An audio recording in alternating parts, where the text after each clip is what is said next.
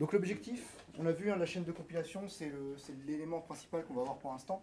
L'objectif, c'est quoi? C'est de partir d'un programme qui est en langage humain pour arriver vers un programme qui va être en langage machine, donc ce qu'on appelle le binaire.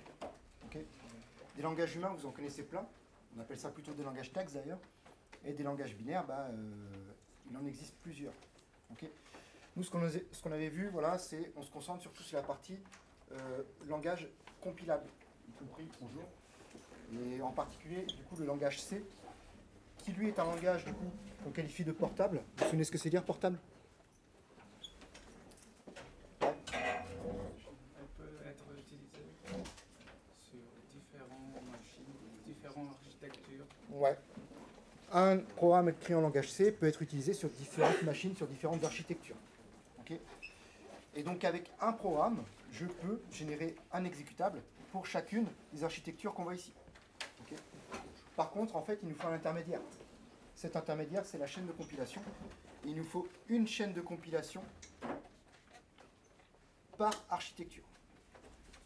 Okay, donc pour ceux qui font du dev Android, c'est pas la même chaîne de compilation.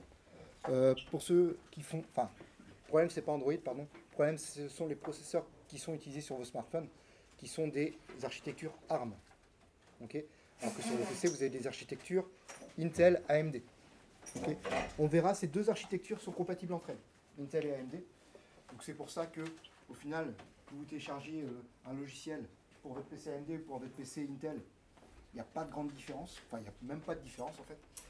Par contre, pour un téléphone, c'est pas la même chaîne de compilation parce que c'est pas la même architecture. Ok, donc du coup, nous on va se concentrer sur la toolchain GCC, qui est la toolchain faite pour le C d'une part et pour les architectures Intel et AMD d'autre part. Okay, donc c'est le lien entre ces deux-là.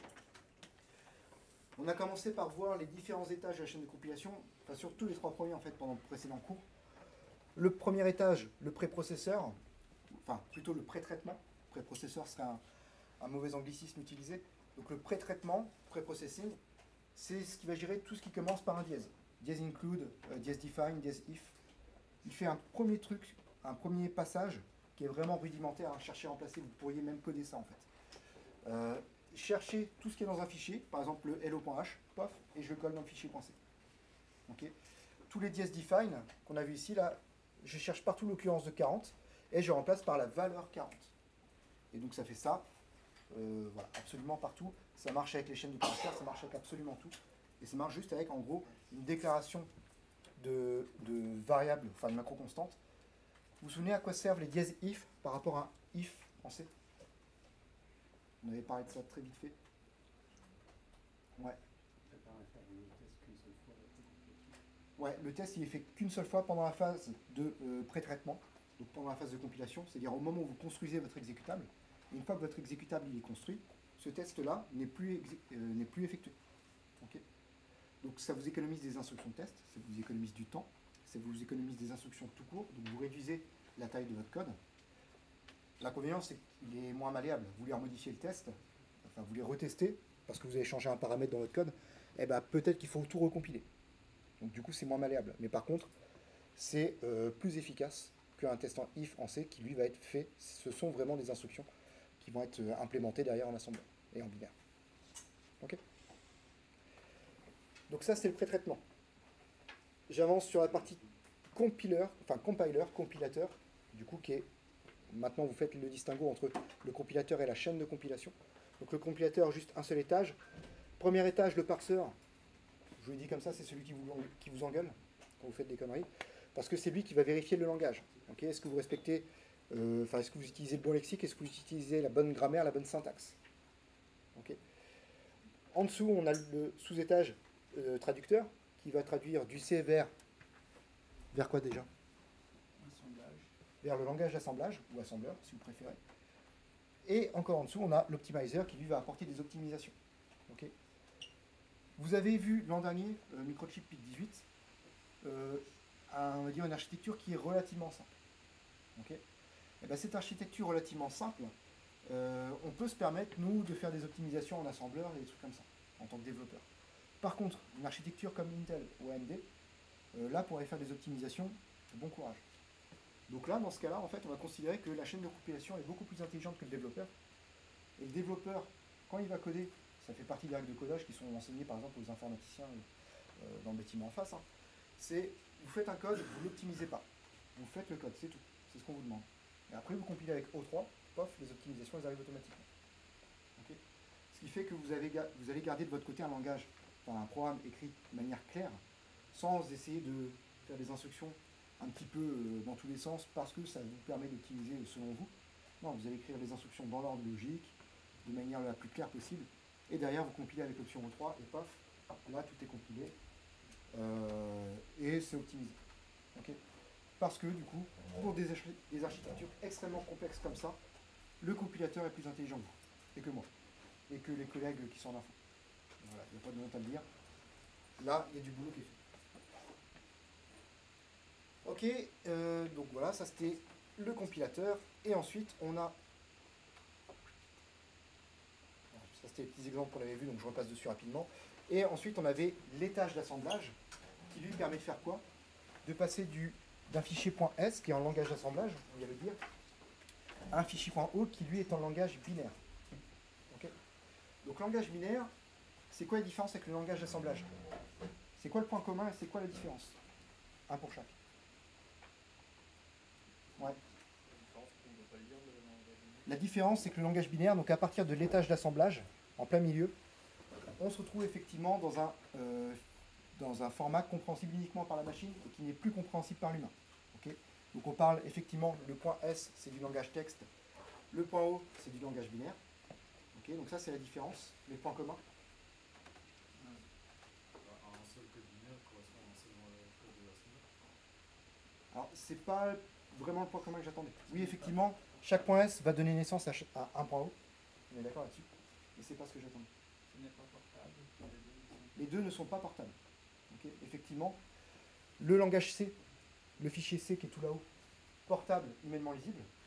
Ensuite, on arrive au point S, spécifique, mais toujours humainement lisible. Et ensuite, on passe au point O, qui lui est spécifique et humainement lisible, mais machinement lisible, si on peut le dire comme ça. Ok. Et donc, ce qu'on s'était dit aussi, c'est que chaque fichier C donnait naissance à un point O. Ok. Pourquoi? Ça permet de rendre notre architecture logicielle, notre logiciel dans son ensemble, modulaire. Okay. Je vais avoir, je ne sais pas moi, un fichier C qui va faire, vous avez fait du traitement d'image par exemple sur le TP9 en langage C l'an dernier, un qui va faire par exemple tous les filtres, un qui va gérer le format des fichiers bitmap, un qui va gérer, je ne sais pas moi, les rotations, les déformations géométriques par exemple de l'image. Bref, vous pouvez avoir un point C par fonctionnalité. Okay. On a fait ça aussi en système embarqué avec un point C par driver, par périphérique. Ouais. Si on a un point H, on inclut à chaque fois dans chacun de nos points C, il sera à chaque fois implémenté le point H? Oui et non. En fait, oui, il sera à chaque fois implémenté. Sauf que le point H, alors, si vous l'écrivez comme on vous l'a appris en C, dans le point H, il n'y a pas de code. C'est-à-dire que les informations qui sont transmises ne vont pas être transformées directement en instruction. Effectivement, les macros, c'est pas du code.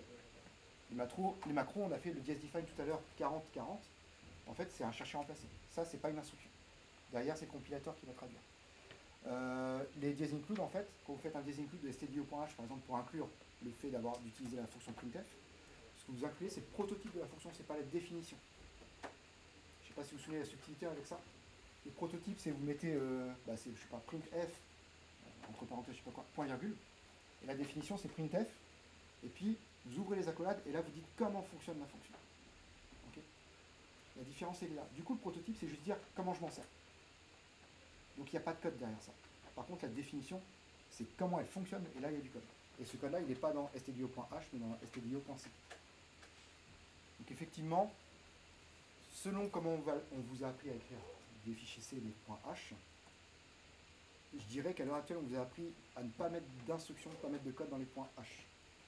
Vous êtes en train de faire du C++, ça peut changer. Voilà. Mais pour le langage C, un truc bien écrit, il n'y a pas de code dans le point H. Ok. Ça répond à ta question. Et donc ouais, pour chaque fichier C, vous avez un fichier O, voilà, parce que une fonctionnalité. Et comme ça, quand vous changez une fonctionnalité, vous n'avez pas besoin de recompiler toutes les autres fonctionnalités qui, elles, ne sont pas impactées, logiquement. Ok. Donc ça, c'est l'intérêt des 3 premiers étages. Un fichier C, je donne un fichier objet. Alors, si je continue, du coup, pof, je passe rapidement sur l'étage d'assemblage parce qu'on l'a vu la dernière fois. Et on arrive à l'éditeur des liens. L'éditeur des liens, lui, l'idée, bah, c'est de tout rassembler dans un seul fichier exécutable. Okay. Si je suis obligé de revenir sur un truc quand même, juste avant, la table des symboles, vous vous souvenez ce que c'est? Je vais parler très rapidement. La table des symboles, en fait, ça veut dire chaque variable va être stockée une adresse, chaque fonction va être à une certaine adresse. Et donc je fais un annuaire, en fait, entre tous les noms textuels que je relève et des adresses. Okay. Et donc ce qui fait que, par exemple, dans mon main.c, si j'appelle la fonction hello, qui elle est définie dans hello.c, okay, et ben mon fichier main.o, il ne contient pas le code de la fonction hello. Okay. Il va juste contenir call hello. J'appelle la fonction hello. Okay. Mais comme pour l'instant, eh ben, ce fichier-là, le main.o, il est complètement indépendant du hello.o, eh ben, en fait, pour l'instant, le main.o il ne sait pas à quelle adresse il fera le call. Okay. Et ça, c'est le linker qui va faire ça. En fait, il va prendre toutes les tables des symboles de tous les fichiers .o, les consulter, et faire encore une fois du chercher remplacer pour dire, ok, le main.o, il fait un call hello, il ne connaît pas l'adresse, et du coup, je vais les regarder dans le hello.o. Et là, j'ai la table de symboles, et je fais le lien entre la fonction et son adresse. Et c'est comme ça que le linker va faire le lien entre toutes les fonctions qui sont appelées par chacun des fichiers .o, va essayer de concaténer plus ou moins tout ça, et créer votre exécutable à la sortie. Ok. Donc le linker, on appelle ça l'éditeur des liens, voilà, il lit les fichiers ensemble. Alors moi je vous ai parlé des .o pour ensemble, mais il y a aussi les librairies statiques. Je ne sais pas si certains ont fait ça en système embarqué l'an dernier. Ceux qui étaient peut-être avec Hugo, mais sinon je ne pense pas que les autres l'ont fait. En gros, pareil, plutôt que de compiler votre driver à chaque fois, donc c'est-à-dire partir à chaque fois du point C, enfin, plutôt que de fournir les sources de votre driver à quelqu'un, par exemple, lui filer les points C pour que lui il les compile en point O, et ben, vous pouvez directement lui fournir ce qu'on appelle l'archive. C'est un ensemble de points O qui ont été fusionnés, qui sont fournis. Bref, le fichier généré, du coup, l'exécutable, à votre avis, il est quoi? Si je remets les deux adjectifs que j'aime utiliser depuis le départ, il est humainement lisible ou binaire? Il est binaire. Et il est spécifique ou portable? Spécifique. Ok. Alors ça, du coup, c'est ce qu'on retrouve sur ce schéma-là. La limite que vous voyez là, c'est la partie fichier texte et fichier binaire. Donc ça, c'est une des deux limites qu'on va mettre. Et l'autre limite qu'on va mettre, c'est au niveau du traducteur, ce qui dépend du langage source et ce qui est spécifique à une ISA. ISA. Vous savez ce que c'est? Instruction Set Architecture. Donc, en français, on appelle ça jeu d'instruction. J'aime bien le terme anglais parce que Instruction Set Architecture vous montre que l'architecture matérielle est liée à l'architecture logicielle, à l'ensemble des instructions. Okay. Donc il y a ce lien-là qui est fait, effectivement. Ce qui est généré ici dépend de l'architecture du processeur, au sens jeu d'instruction, au sens, forcément, je peux écrire un truc en binaire ou en assembleur qu'avec les instructions disponibles par le processeur, mais ces instructions-là sont bien liées aux capacités matérielles du processeur. Okay. Ouais. Et du coup, la différence, c'est par exemple avec la fonction hello, là, elle serait rentrée directement dans le point A. Elle serait rentrée directement dans le Point A, il n'y aurait pas de fonction hello. Ah, alors, on peut oublier le point A pour l'instant, mais si tu veux un truc là-dessus, ça voudrait dire, par exemple, ça voudrait dire que dans ton projet, toi, tu fais un truc avec main.c, tu vas apporter une librairie. Soit tu vas chercher le hello.c, le bonjour.c, n'importe quoi.c, soit tu vas chercher un bonjour dans toutes les langues, .a, et qui va contenir, au final, le hello.o, le bonjour.o, et ainsi de suite. Et l'idée, c'est que, en fait, en faisant ça, tu ne fournis, c'est-à-dire que le dernier étage, tu pourrais très bien fournir le point O tout seul. En fait, un point A, tu peux considérer que c'est une association de plusieurs points O. Okay. Et l'idée, c'est que là, tu ne fournis pas les sources. Tu fournis le truc compilé déjà. c'est là où tu as peut-être déjà entendu parler de logiciels open source et pas open source. Bah, les pas open source, ils vous filent directement le binaire. Les open source, ils vous filent le point C. Ok. Vous faites un truc, hein, vous tapez kernel.org, vous avez tout le code source de Linux. C'est ouvert, voilà, accessible directement. C'est vraiment ouvert. Et il y a plein de logiciels qui sont comme ça. Ok, et du coup, juste la petite subtilité entre quand même le point O ici et le exécutable à la toute fin, c'est que les deux dépendent effectivement du matériel, mais en plus celui-là va dépendre un petit peu de l'organisation mémoire du processeur, et je vais même aller plus loin, de la machine. Ok. Ça vous va? Alors ça, on va le mettre en exemple hein, demain, c'est le premier TP, voilà, on va justement essayer de découvrir étape par étape que font les différents étages de la chaîne de compilation, parce que bon, bah là, c'est pas palpable directement, et vous le verrez avec des exemples, vous verrez vraiment tout ce qui va être apporté petit à petit. Ok. Alors du coup, chaîne de compilation, on en a parlé, vous connaissez GCC. Vous connaissez XC8, enfin je ne sais pas si vous connaissez, mais vous l'avez utilisé l'an dernier. Est-ce qu'il y en a qui ont utilisé CodeBlocks, par exemple, sous Windows? Non? Bon, bah, du coup, j'en parle pas. Ça va être plus simple. Ok, et là, du coup, vous avez GCC qui vous permet de compiler.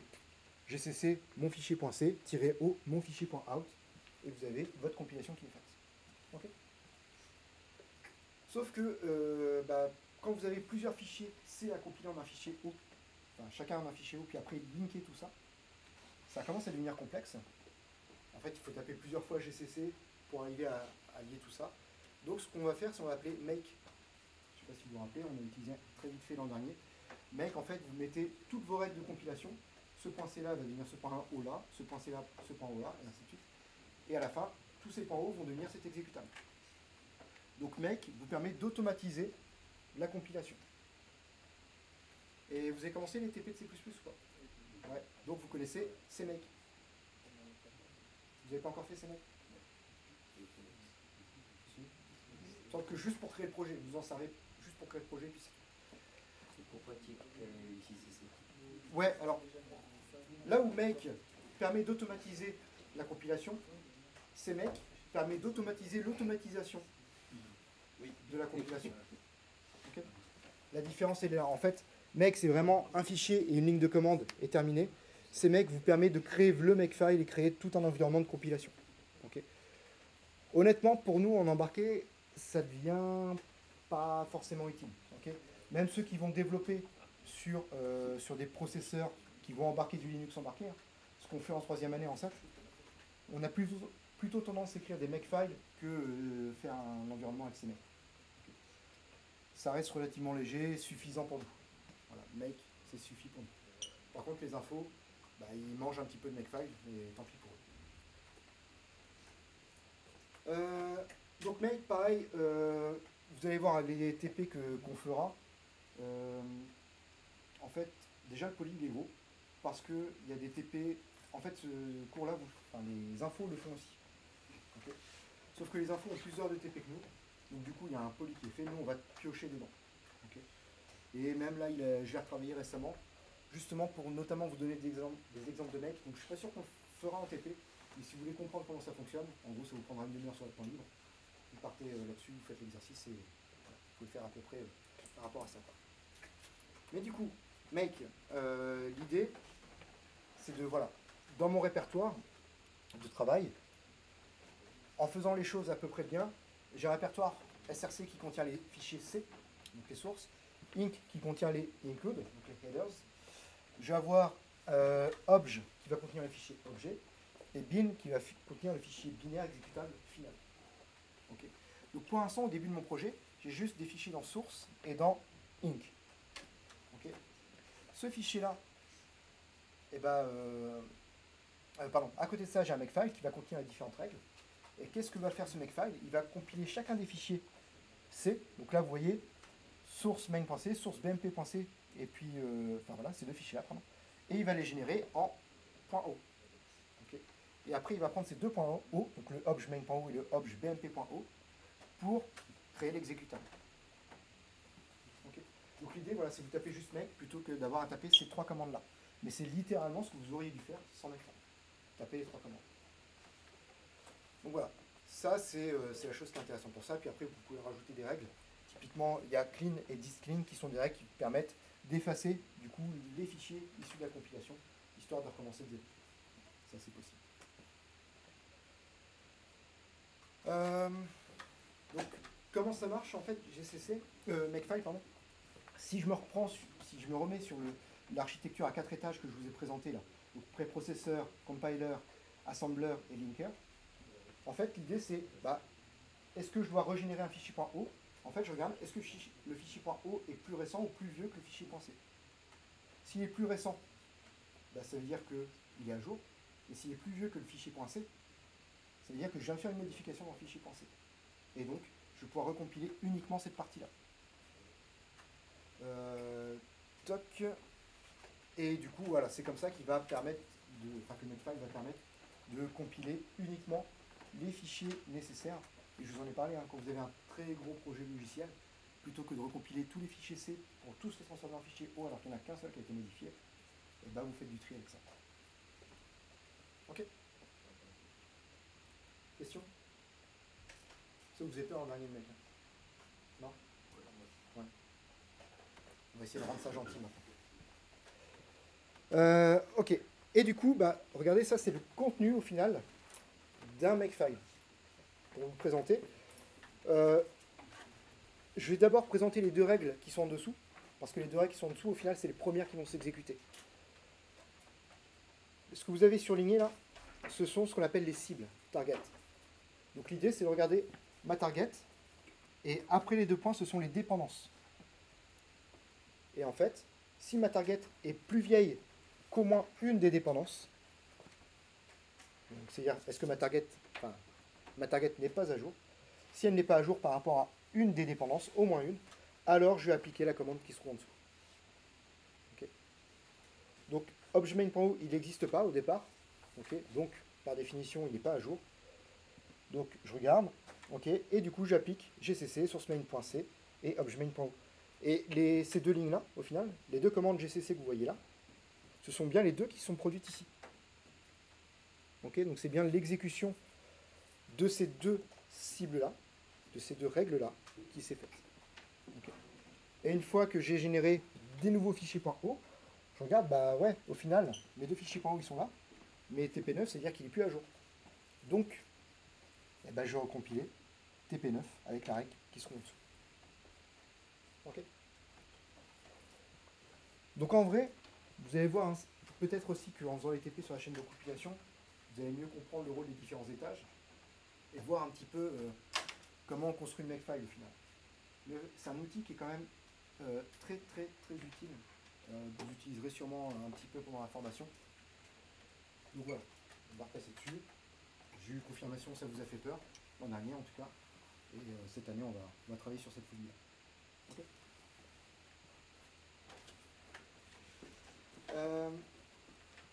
Donc, il y a des solutions plus simples.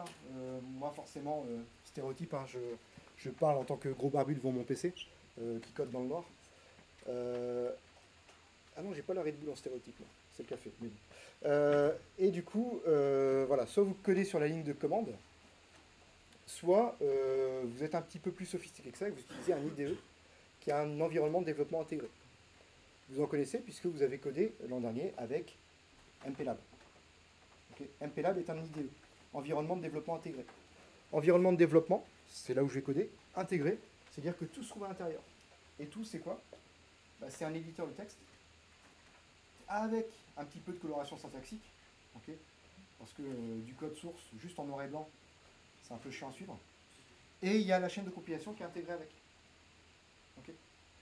Donc, vous avez l'intérêt, c'est d'avoir un logiciel où il y a tout qui se trouve à l'intérieur. Parce qu'en vrai, vous pouvez coder avec bloc-notes, ouvrir la console sous Windows ou sous Linux, et lancer votre compilateur. Okay. Un petit peu, presque comme ce que vous avez fait en info et langage C l'an dernier. Qu'est-ce que je veux dire? Je crois qu'il y a même, il y a un IDE qui s'appelle MS Paint. Vous pouvez MS Paint IDE, donc avec Paint, vous pouvez coder et compiler. J'ai jamais testé, mais ça ne me donne pas plus envie que ça non plus. Ok. Question avant d'aller plus loin? Chaque fois qu'il n'y a pas de question, il y a un petit chaton qui meurt. Vous êtes sûr? Je sais, j'en ai 12 dans la voiture là. On est bon? Alors du coup, les fichiers binaires, qu'est-ce qu'il y a comme information à l'intérieur? Les fichiers binaires, bon, voilà, par opposition aux fichiers source, aux fichiers texte, les fichiers binaires ne sont pas lisibles par l'humain. Ok? Ce qu'on va faire, c'est on va utiliser des outils qui vont nous permettre de retraduire à l'envers toutes les informations binaires qui se trouvent dans ces fichiers. Pop, pop, pop. Et tous les fichiers binaires que nous, on va étudier, sont au format ELF. ELF, c'est un format standard. Et comme c'est un standard, forcément, c'est pas respecté par Windows, par exemple. Mais du coup, c'est respecté par tout ce qui bosse sous Linux. Et puis, bah, par exemple, les fichiers binaires de Sony et Nintendo pour leur console suivent également le standard ELF. Okay. Donc c'est vraiment un standard qui est hyper répandu. Sauf que bah, vous allez comprendre hein, au fur et à mesure de la formation aussi, Windows sur pas mal de choses, ils s'en battent un peu les steaks. Et donc, les fichiers au format ELF, il y en a plein différents. Moi j'en ai évoqué 3. Le point O, le point A, même si presque un ELF, pas tout à fait, et le point out, qui n'a, enfin celui même sans extension, parce que sous Linux, vos fichiers exécutables n'ont pas forcément d'extension. Les fichiers binaires sont au format ELF. Okay. Et qu'est-ce que c'est que ELF? Eh ben, c'est un fichier qui va se retrouver avec cette allure-là. Vous avez un en-tête. Ceux qui ont fait le TP informatique et langage C l'an dernier, les fichiers bitmap. En haut des fichiers bitmap, vous avez un en-tête. Je ne sais pas si vous vous souvenez ce qu'il contient, par exemple, comme information. Même pas une seule. Bah, par exemple, il contient les dimensions de l'image. La largeur et la hauteur. Okay. Donc, en gros, vous avez dans un fichier bitmap deux zones. La zone en tête qui contient le nombre de pixels en hauteur et le nombre de pixels en largeur. Et la deuxième zone, c'est rouge, vert, bleu, rouge, vert, bleu, rouge, vert, bleu, rouge, vert, bleu pour tous les pixels jusqu'au dernier. Okay. Donc vous avez vraiment la partie en tête qui contient ce qu'on appelle parfois aussi les métadonnées et la partie cœur du fichier qui contient les données. Okay. Et je ne sais pas si vous vous souvenez non plus, mais dans les fichiers BMP, les 3 premiers octets, c'est le code ASCII du caractère B, M et P. Okay. Ce qui permet, quand votre système d'exploitation il parcourt les fichiers, il regarde juste les 3 premières lettres du fichier et il sait que c'est un fichier bitmap. Okay. Donc en fait, il sait comment interpréter le reste des informations en tête et le reste des données. Et bien là, dans le fichier ELF, c'est pareil. En fait, dans le header, il y a les caractères E, L, F qui se trouvent là-dedans. Et donc on sait que c'est un fichier ELF. Et comme ça, on pourra regarder, ok, est-ce que c'est un fichier .o ou .out ou .a et on va voir un petit peu le reste qui se trouve à l'intérieur. Ok. Alors du coup, ce fichier ELF, je parle du fichier objet en particulier. Le fichier ELF, il est décomposé en différentes sections. Ok. Les sections, on va voir ce que c'est tout de suite. Enfin, plutôt juste après, pardon. Et donc, quand vous avez tous vos fichiers objets, okay, qui vont avoir différentes sections, et bien ces sections vont former, après, en passant par l'éditeur des liens, votre fichier binaire exécutable, qui lui va être décomposé en segments. Ça, pareil, on verra ça un petit peu plus tard. Okay.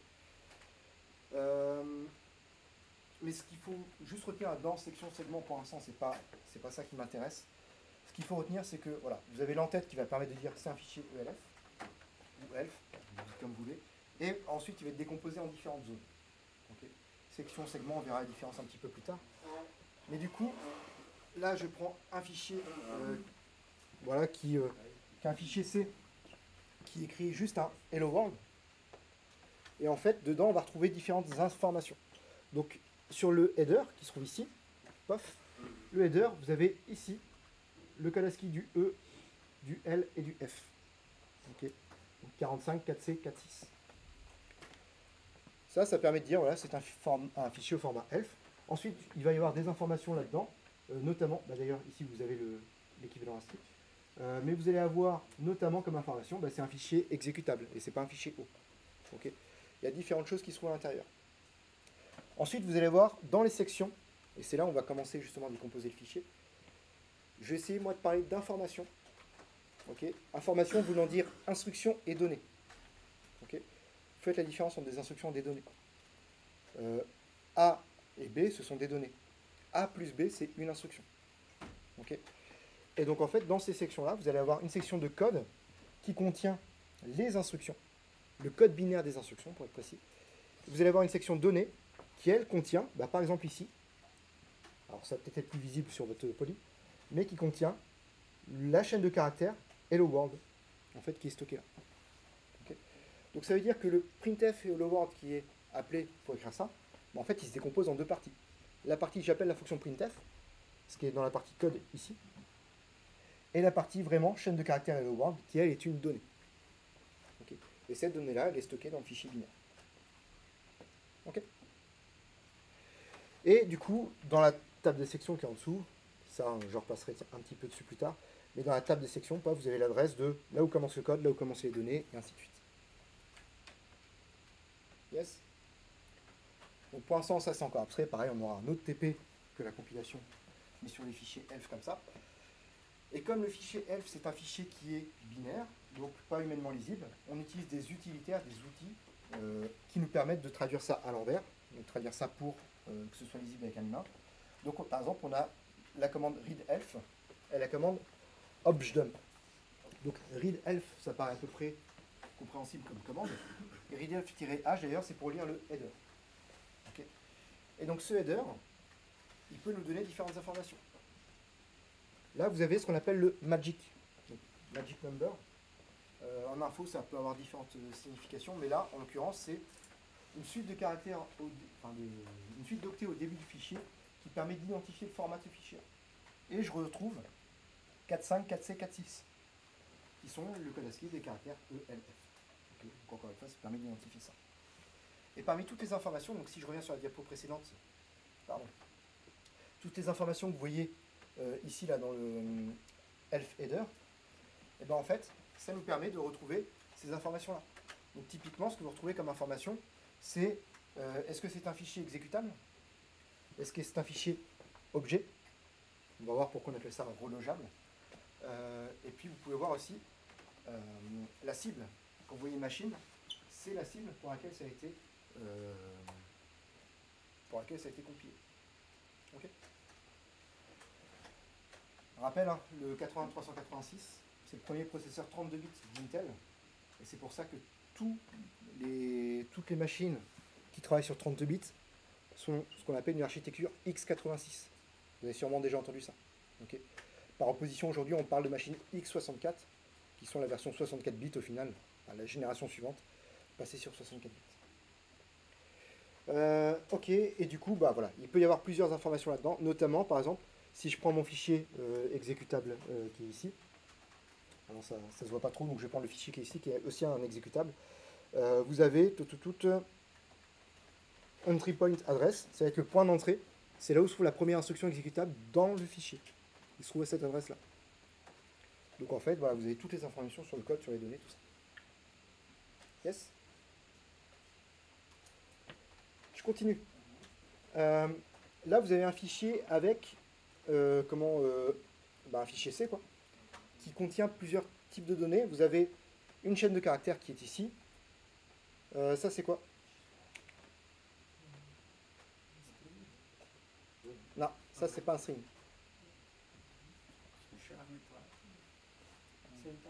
C'est un tableau.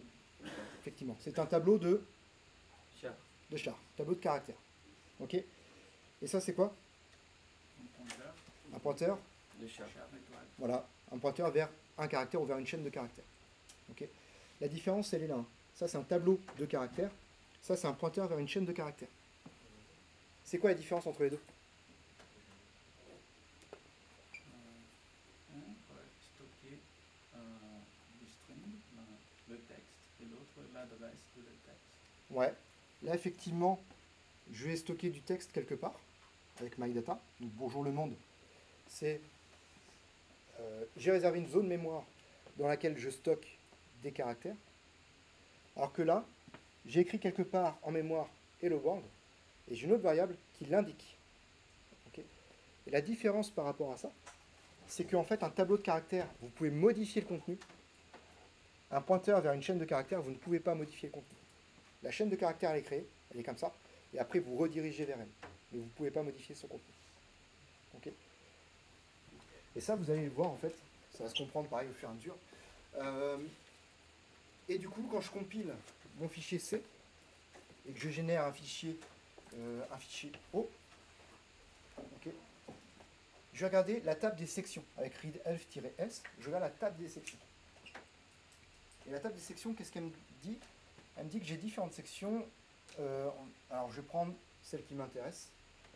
La section .text, la section .text, c'est celle qui contient tout votre code. Okay, c'est le code binaire de vos instructions. Donc là, par exemple, 3D, ça fait 48 plus 13, ça fait 61. Okay. Ici, vous avez la section .data, qui contient des data. Là, ça va. Data, est-ce que j'ai des data? Ouais, j'ai 18 OK. Ok, on va revenir là-dessus. BSS, ça contient aussi des données, mais là, c'est vide. Et j'ai raw data, qui contient quoi? À votre avis, raw data, par opposition à data. RO. Non, pas des instructions, ça reste des data, mais des data en read-only, en lecture seule. Ok.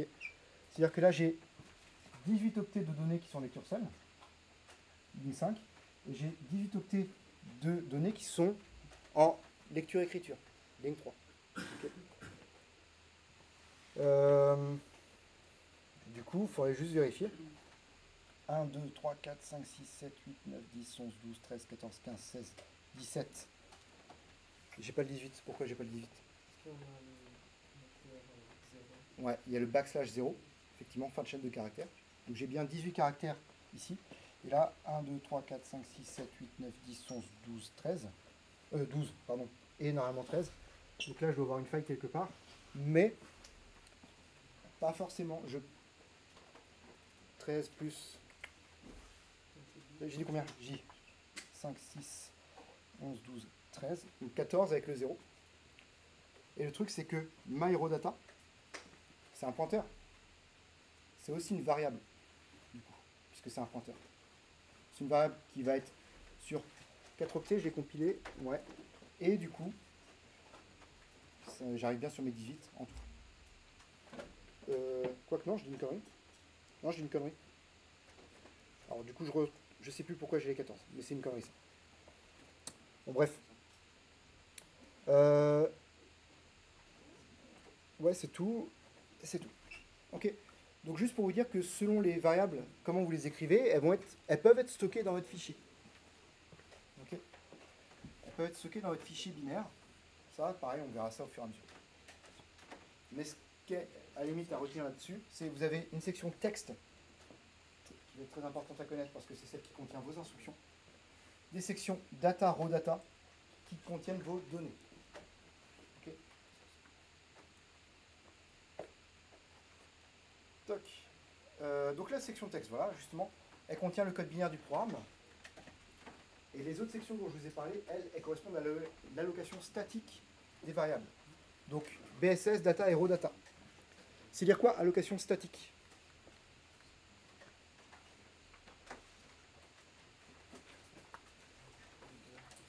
Il n'y a plus que 11 petits chatons. Allocation statique par opposition à quoi? Ok, vous connaissez l'allocation dynamique? On sait. Comment on fait l'allocation dynamique? Malloc. En C++? Vous avez vu encore? Nio? Ok. Donc l'allocation dynamique, c'est vous réserver à la volée de l'espace sur votre PC, enfin dans votre mémoire. Okay, quand je dis à la volée, ça veut dire pendant l'exécution. L'allocation statique, elle se fait à la compilation. À la compilation, je sais que pour stocker Bonjour le monde, il me faut 18 octets. Je réserve 18 octets et j'écris B-O-N-J et ainsi de suite. Okay. Donc l'allocation statique, elle est faite une fois à la compilation. Et voilà, elle ne bougera plus. Et ça veut aussi dire que du coup, au final, comme elle est faite à la compilation, ça veut dire qu'au final, cet espace-là, réservé, alloué, il se retrouve dans le fichier exécutable. Donc si je reviens sur là-dessus et que je fais myData égale, enfin myData et qu'entre crochets je mets 1 milliard, je réserve 1 milliard d'octets. C'est-à-dire que mon fichier exécutable il fait 1 gigaoctet. Au moins. Parce qu'après il faut stocker le reste. Ok. Donc, c'est pour ça qu'il faut faire attention à ce genre de tableau de chaîne de caractères. Et qu'est-ce qu'on va stocker en fait de manière statique? On va stocker donc du coup les constantes. Okay, les chaînes de caractères par exemple, ou les variables en lecture somme. Okay. Donc ça, raw data, read only data. Dans data et BSS, on va mettre des données qui sont les variables globales et les variables statiques. En variable globale, je pense que vous avez l'idée de ce que c'est. C'est une question. Ouais, c'est quoi?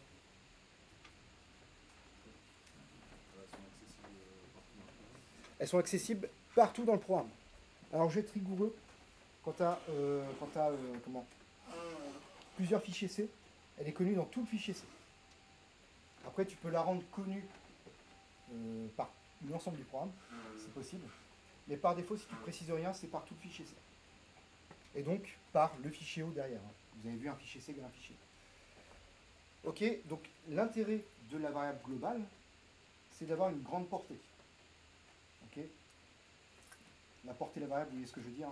En gros, vous ouvrez une fonction, vous ouvrez des accolades, vous faites int a, a n'est connu qu'entre ces accolades-là. Okay. Et je vais même aller plus loin que ça.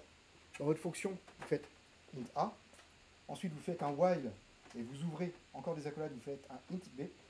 Int b n'est pas connu par la fonction, en tout cas pas par la totalité, il est connu que entre les accolades. On appelle ça le scope en anglais. Okay. Donc la portée, elle est délimitée là. Ok, donc les variables globales, ce qui est intéressant chez elles, c'est leur portée. Elles sont connues de tout le monde. Et les variables locales, alors je n'ai pas précisé, mais c'est les variables locales statiques.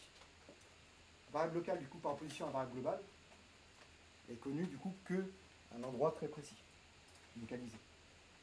Mais il y a un point commun quand même entre les variables locales statiques et les variables globales.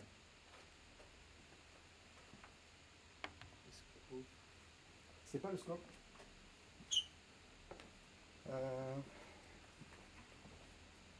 Il y a les clés là.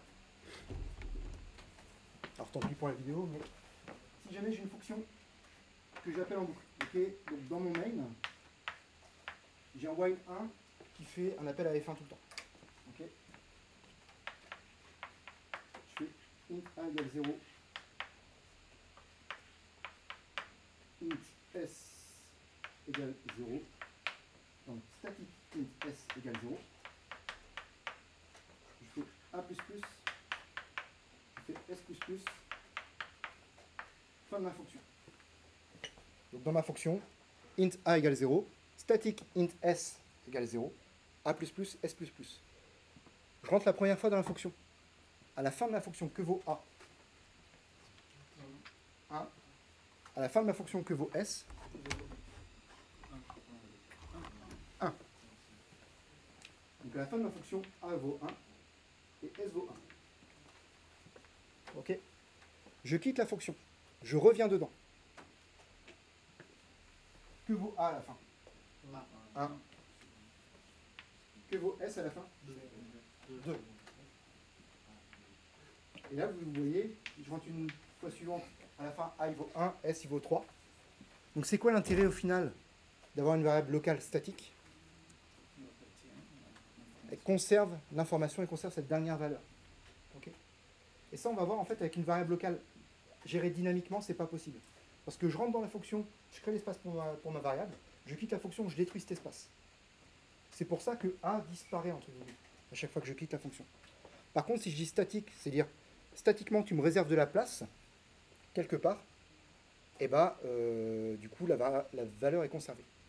Donc j'arrive tout de suite, juste pour dire la différence entre une variable locale et une variable globale. On a parlé de la portée, d'accord? Mais il y a quand même un point commun entre les variables globales et les variables locales statiques, c'est le fait de conserver une valeur entre différents appels de fonction. Ok, dans l'ordre. Donc on n'a pas pris la variable qu'on a déclarée dynamiquement. Ouais. Ça ne va pas le prendre ensuite. Si, mais là, quand tu fais un int a égale 0, tu n'as pas fait un malloc de a. Okay, c'est juste, on va voir qu'il y a deux types d'allocations dynamiques. Celles qui sont explicitement demandées par le développeur avec le malloc, et celles qui sont faites automatiquement par la chaîne de compilation. Je rentre dans une fonction, il a besoin d'une variable, alors à ce moment-là, je réserve de l'espace. Tu vois, parce que on pourrait prendre le cas où tu as plein de fonctions. Enfin, t'imagines un jeu vidéo, tu as je ne sais pas combien de fonctions à l'intérieur. Tu ne vas pas, dès le départ, réserver l'espace pour toutes ces fonctions-là. Tu vas réserver l'espace pour cette fonction-là quand tu en as besoin, et quand tu quittes la fonction, tu détruis l'espace. L'idée, hein, c'est de limiter un petit peu les ressources de consommation de mémoire, quoi.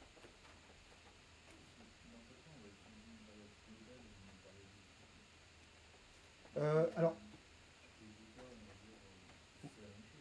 c'est presque la même chose. En fait, effectivement, entre une variable globale et une variable locale statique, l'intérêt des deux, c'est qu'elles conservent l'information. Par contre, une variable globale va être partagée entre toutes les fonctions. Ça peut être un inconvénient. Tu vois, et même en allant plus loin, ce que disait Mathis tout à l'heure, tu peux même avoir dans ton projet plusieurs, une variable globale qui va être comprise par plusieurs fichiers. Le problème, c'est que sur un gros projet, tu as plusieurs développeurs. Et moi, je ne suis pas forcément au courant que lui, il a nommé une variable globale qui a exactement le même nom que la mienne. Et comme par hasard, à la fin, il y a conflit et paf, ça fait des chocs à pic. Donc, du coup, en fait, on va limiter au maximum l'utilisation des variables globales. Local statique, il n'y a pas de raison de réduire. Okay, juste qu'effectivement, on va voir, ça prend un peu de place dans l'exécutable. Mais c'est pas si grave que ça parce que tu n'as pas de danger, on va dire. On en reparlera sûrement un peu plus au deuxième semestre. Quand tu travailles avec des programmes complexes, le danger vient dans la sécurisation de tes données. Il ne faut pas que tout le monde puisse écrire et lire dedans en même temps. Donc du coup, global, on l'a sûrement appris, c'est dangereux, on limite. Local statique, moi j'ai vraiment aucune opposition à utiliser des variables locales statiques.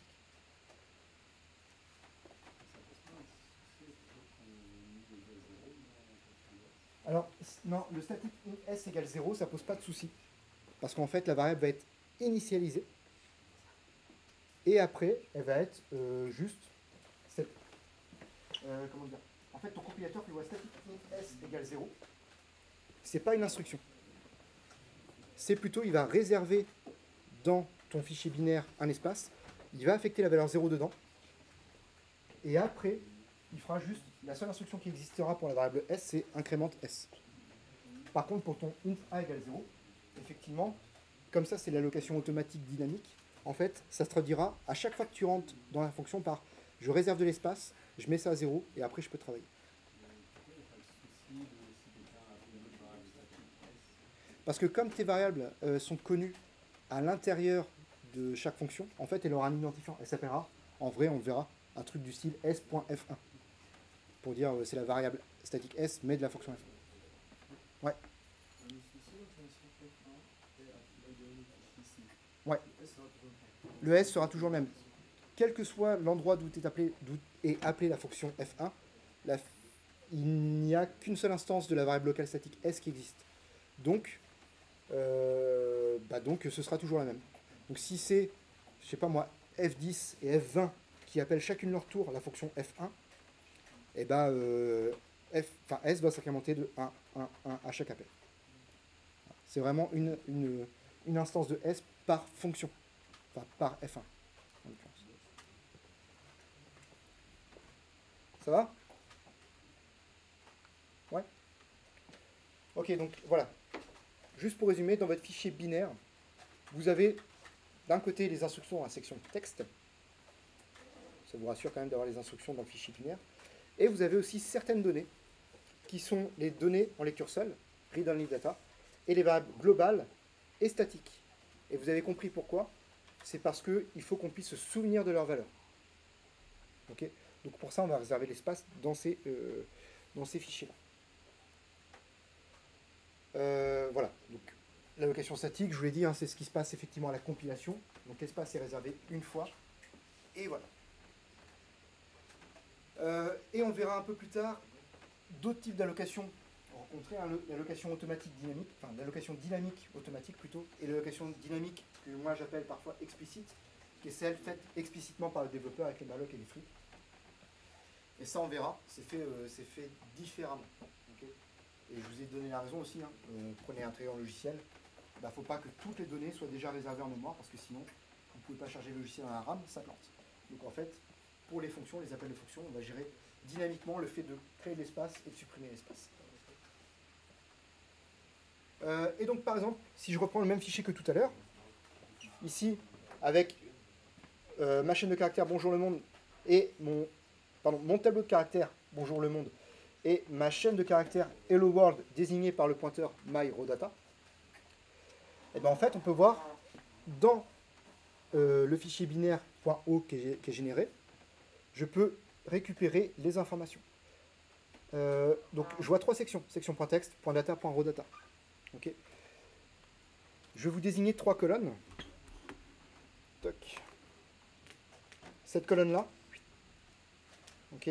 Cette colonne-là qui s'étend jusque là. Pof. Et puis la colonne qui est là. Est-ce que vous pouvez me dire c'est quoi ces 3 colonnes?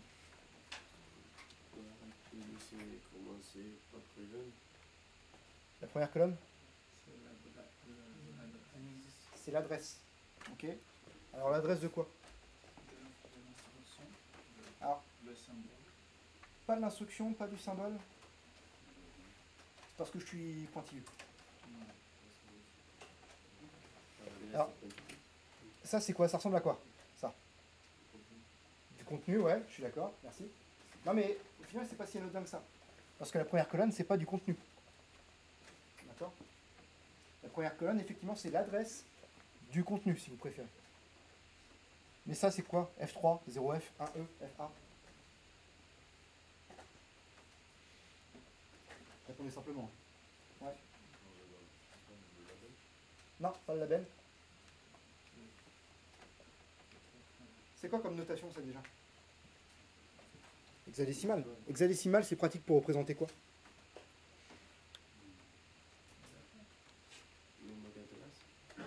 Non. Pour représenter des bytes, des octets. Ok. Donc là, vous avez des octets qui sont stockés. Ok. Et à droite, est-ce que vous savez ce que vous avez? Traduction en ASCII. La traduction en ASCII des octets. Donc là, vous avez la valeur en hexadécimal des octets. À droite, vous avez la valeur en ASCII, en caractères de ces octets-là. Et ici, vous avez l'adresse du premier octet. Donc F3 se trouve à l'adresse 0. 00 se trouve à l'adresse 10, attention, 10 en hexadécimal. Donc 16. Vous comptez 1, 2, 3, 4, 5, 6, 7, 8, 9, 10, 11, 12, 13, 14, 15, 16. Vous avez 16 octets par ligne. Ok. Et du coup, ce que je vous disais, c'est dans la section texte, qu'est-ce qu'on a? Je ne sais pas si vous vous souvenez. C'est la diapo juste avant. Dans la section texte, on a les instructions. Donc là, vous avez le code binaire des instructions qui est stocké là. Ok. Dans la section data, j'ai quelque chose. Est-ce que vous arrivez à savoir ce que c'est? Oui, grâce à la lecture qui est ici. Donc, dans la section data, j'ai bonjour le monde. Et dans la section raw data, j'ai quoi? J'ai ma chaîne de caractères. Ah, mais si, c'est pour ça. Non? Si. C'est celui-là. En fait, c'est pour ça que je retombais pas sur mes 18 octets tout à l'heure. J'ai bien 14 octets avec le Hello World. Et ici, j'ai le %S qui vient se rajouter et le backslash 0 qui est ici. Donc c'est pour ça. En fait, dans raw data, j'ai 2 chaînes de caractères qui sont stockées, le Hello World backslash n et le %S. Donc les deux sont stockés là. Okay. Et du coup, juste pour préciser, hein, data, j'ai bien bonjour le monde, donc c'est bien un tableau de caractères, c'est-à-dire que je peux modifier le contenu de ce tableau-là, alors que Hello World, il est dans raw data, c'est une chaîne de caractères en lecture seule que je ne peux pas modifier. Ok. Des questions là-dessus? Non? Ouais. Si je prends myRawData Ouais. et mettre après int name, non, avant, Ouais. alors la ligne 8, Ouais. il va être, il va continuer comme un RawData. Alors, si tu mets cette ligne 14, si au lieu de la mettre ligne 14, tu la mets ligne 8, Hello World, ça reste une chaîne de caractères non modifiable. Donc hello world reste stocké dans raw data. Par contre, ce qui va changer, c'est que my raw data, C'est un global. c'est une variable globale, et donc qui va apparaître dans la section data. Tu auras de l'espace réservé pour contenir ta variable globale. Ah, d'accord.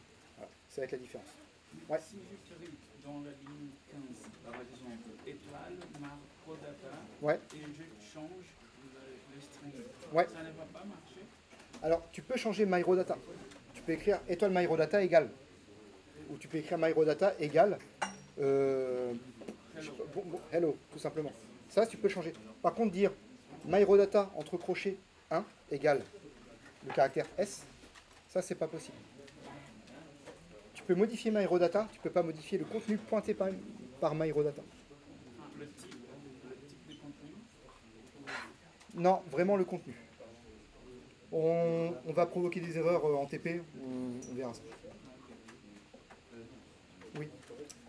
Est-ce que c'est possible de modifier le contenu forcément par l'adresse?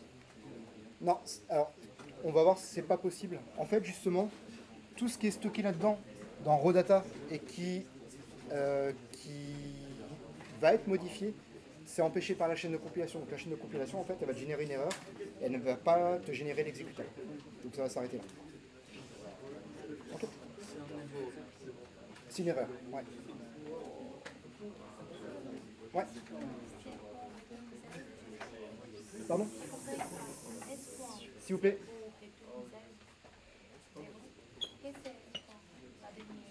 Non, le point de... Le S, ouais, en fait c'est %S, et le point qui est ici, c'est le backslash 0. C'est fin de chaîne de caractères. Tu as une chaîne de caractères, c'est le backslash 0. Ok. Je vous laisse là. Très bien, et bah à demain alors.